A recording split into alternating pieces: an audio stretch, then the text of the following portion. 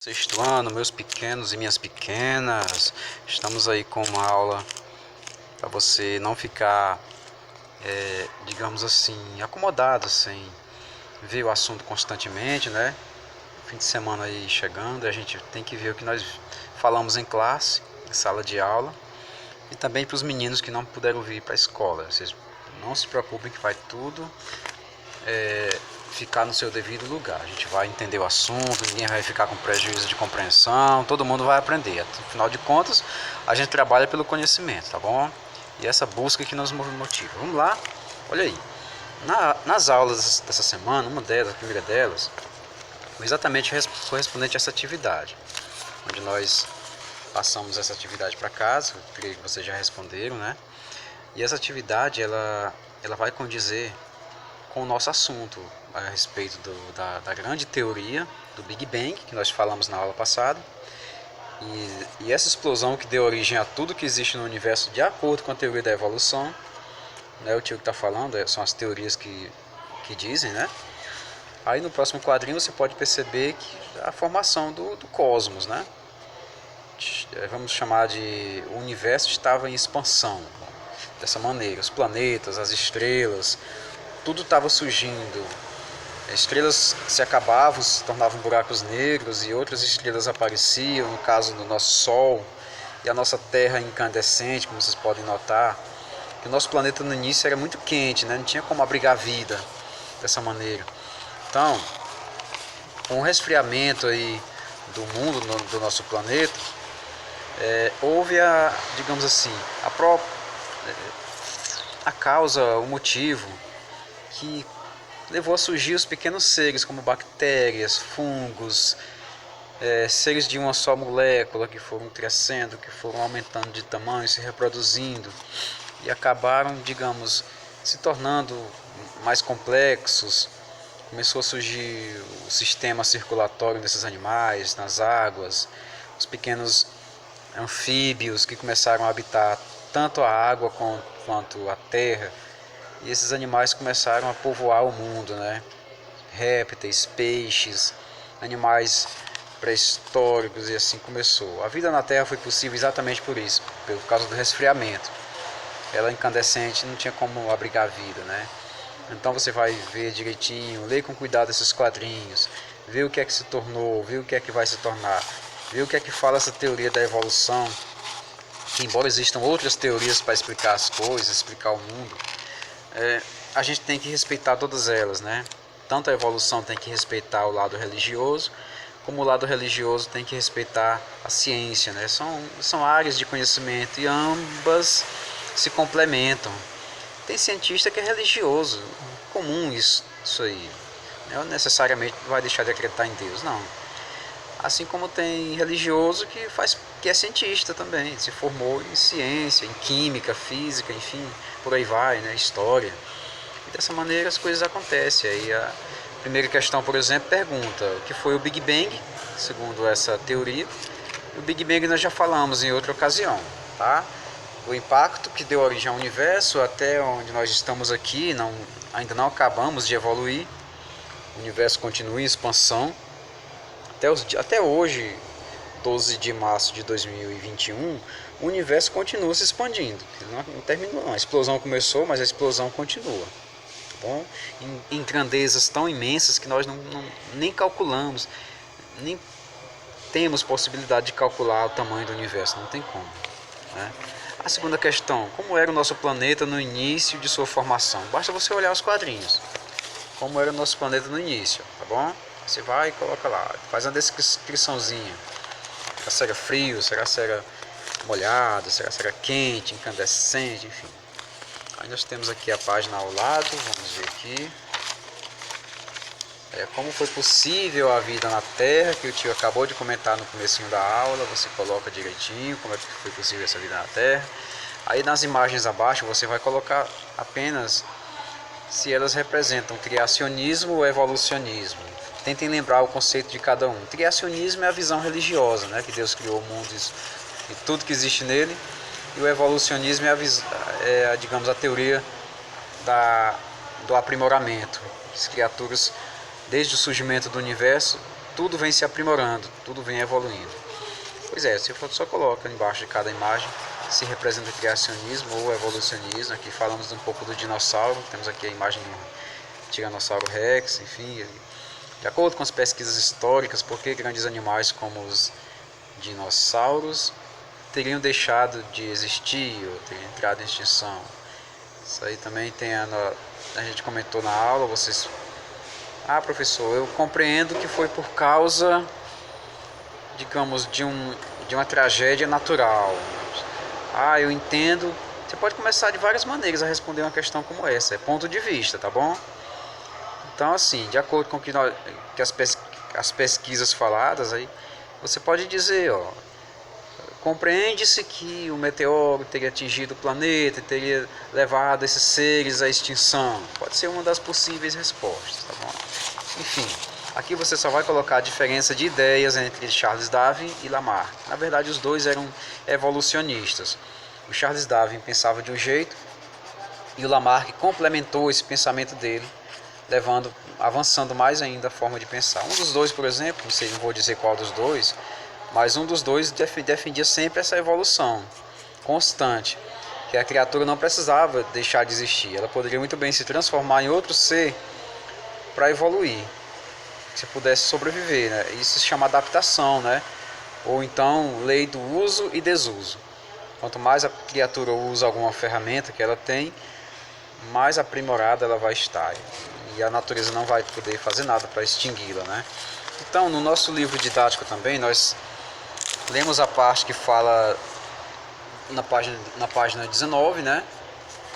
Onde nós vamos falar sobre o elo perdido. Falamos aqui em classe sobre o elo perdido e temos aqui algumas imagens de seres que, digamos assim, até comentei aqui na videoaula passada que não é que o homem tenha surgido de um macaco, não, de forma alguma, não é bem isso.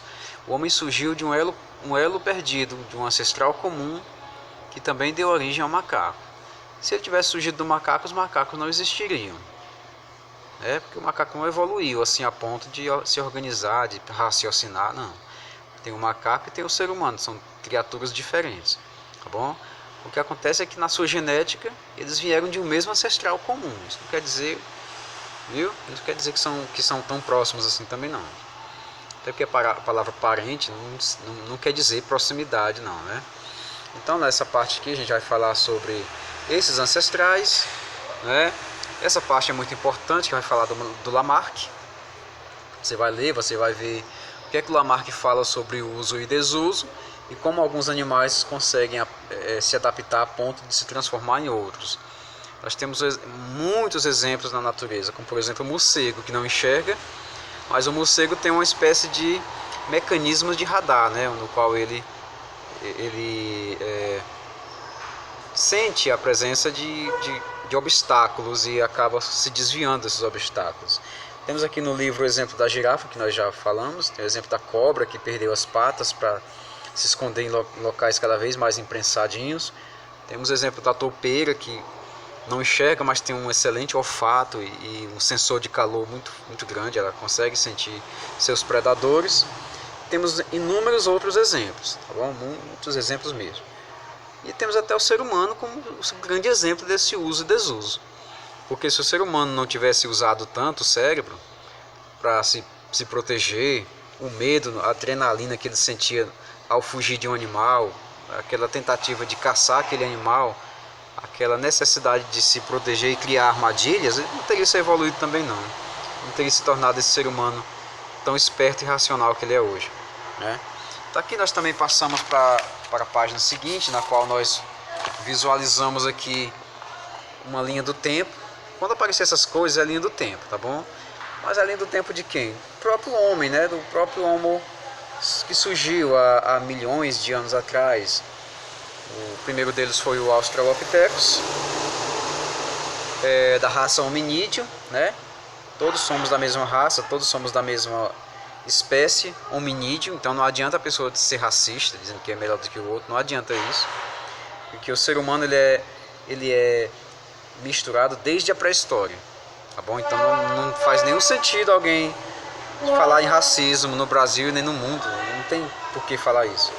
Nós temos o Australopithecus, que foi o primeiro que apareceu, e nós podemos perceber a partir da evolução dessa linha do tempo, onde o crânio foi mudando.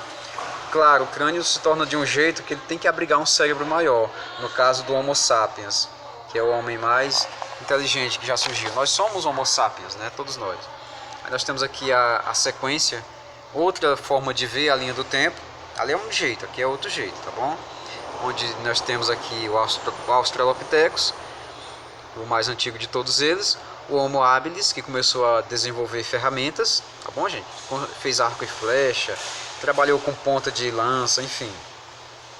Temos o Homo erectus, que anda sobre duas patas. Esse aqui, embora andasse assim, mas de vez em quando ele também usava as mãos dianteiras para se apoiar no chão. Falei duas patas. Nossa, cara, professor, não é pé não, professor. Considerando que nós somos todos animais, pode ser patas também, não tem problema nenhum. Temos provavelmente o Homo erectus, ele foi o primeiro a descobrir o fogo e a sua utilização. Então, gente, olha só, por que descobrir? Ele não inventou o fogo, ele descobriu o fogo. Vocês prestem atenção nesse detalhe, tá bom? Descobrir uma coisa, inventar é outra. O fogo já existia antes do ser humano? Sim, claro que existia.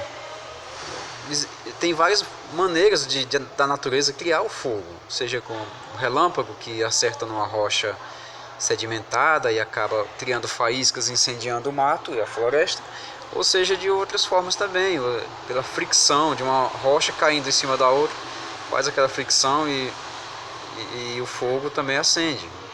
O ser humano começou a entender que aquela rosa amarela chamada fogo serve para alguma coisa, e ele ia começar a utilizar para combater o frio, combater outros animais, né?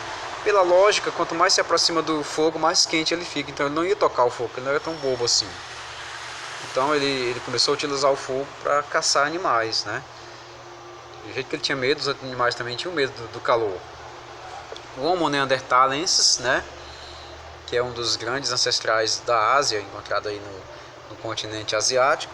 E o Homo sapiens, que é considerado o mais habilidoso de todos, foi o último a ser catalogado pela ciência. Esses aqui desapareceram, né?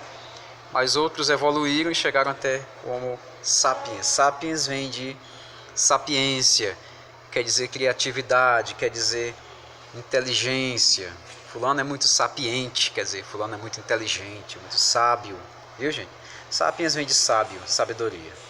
E ele começou a desenvolver uma vida mais organizada, ele criou a religião, ele criou os seus filhos, ele começou a viver em cavernas. Embora vivesse em cavernas, ele acabava um dia descobrindo que plantar era melhor do que ficar só fugindo e se escondendo, e a caverna não era confortável, ele acabou construindo casas feitas de madeira, e assim as coisas iam acontecendo. Nessa página seguinte, onde nós tratamos a respeito ainda de o grande enigma Homo sapiens e Neandertais, onde a ciência busca um denominador comum, vamos chamar assim. A ciência busca o elo perdido. Quem foi que deu origem ao Neandertal? O que é elo perdido? É como se fosse uma criatura que nunca foi encontrada. Essa mesma criatura que deu origem aos primatas e ao hominídeo, ou seja, nós. Então fizeram inúmeros testes de DNA. Aqui está mostrando aqui alguns testes de DNA. Você dá uma lida nesse pedacinho, tá bom?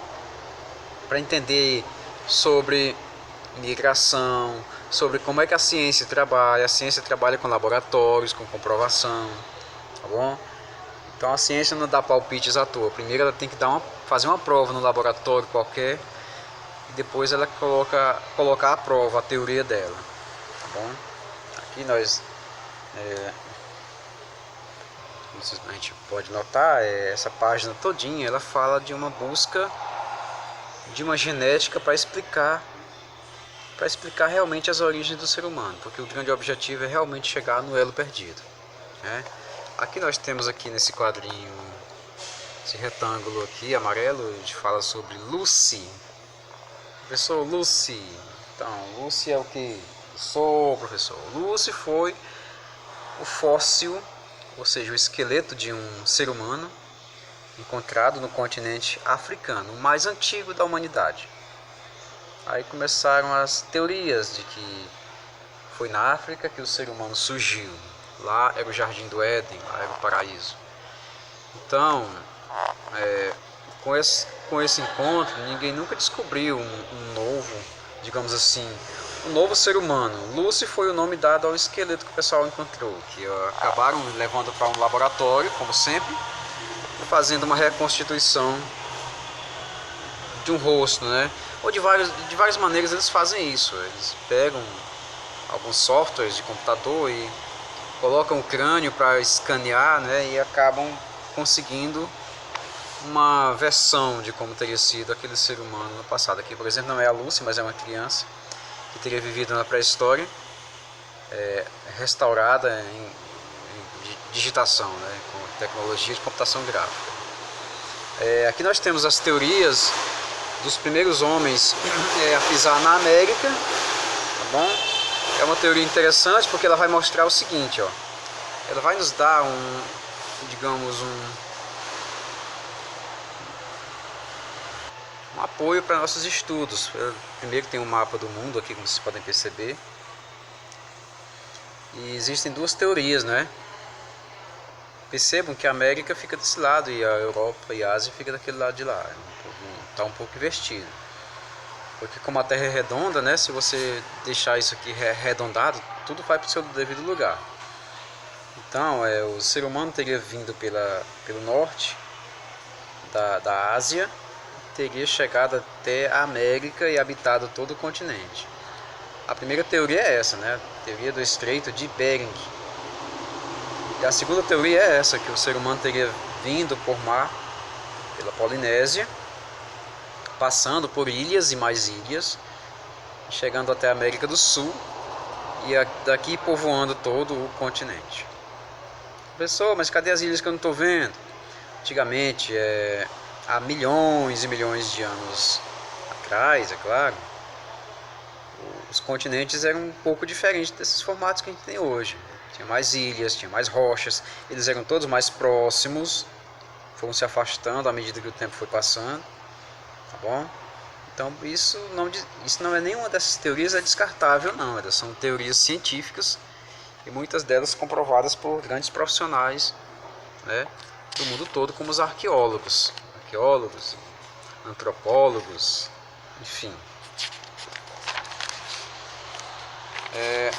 Ainda com relação a arqueólogos e antropólogos, nós temos esse pedaço aqui que foi, digamos, muito importante para a gente descobrir os nossos primeiros habitantes do Brasil, que ainda vamos falar nessa página em classe, tá? E destacamos nessa página por enquanto a imagem da Nied Guidon. A Nied Guidon é uma grande arqueóloga, conhecida mundialmente e que habita a região de São Raimundo Nonato, aqui no Piauí, onde ela faz pesquisas e lá ela criou o Museu do Homem Americano. Então, dá para entender uma coisa. A Nied Guidon concorda mais com essa teoria aqui, essa segunda. Afinal de contas, o Brasil fica aqui na América do Sul. Então, a Nied Guidon ela gosta mais da segunda teoria do que da primeira teoria. O ser humano ter chegado aqui na América pela Polinésia e pelas ilhas do Mar do Sul. Na próxima aula vamos comentar mais a respeito desse pedaço aqui, tá bom, gente? Essa página aqui onde vamos falar um pouco dos primeiros habitantes do Brasil. A gente chama de índios, né? Mas eles não se chamavam assim, é claro. E vamos que vamos, né? Nosso dia é longo e vamos cada vez mais nos dedicar aos nossos estudos, descansar, estudar, tenta equilibrar o seu dia. Tenha um ótimo dia, grande abraço do tio, até a próxima, gente. Qualquer dúvida deixa um comentário lá que eu respondo, tá bom?